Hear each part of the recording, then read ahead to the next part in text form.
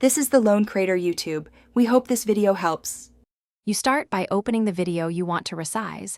Sign in only if you want settings saved. Once the player loads, make sure you can see the controls at the bottom of the video. You will use the theater, full screen, and zoom options next, so move your cursor to reveal the controls. If you're on mobile, tap the video once. On desktop, hover. These first steps get you into position to change the screen size precisely and quickly. Now adjust the player type. Click the theater mode icon to expand horizontally without covering other tabs. If you want maximum immersion, press the full screen icon or hit F. This removes other UI elements and fits video to your display. For finer control, use browser zoom with Control and plus or minus. Make sure to reset with Control plus 0 when done. If aspect ratio looks off, try 1/2 zoom steps or change the video quality.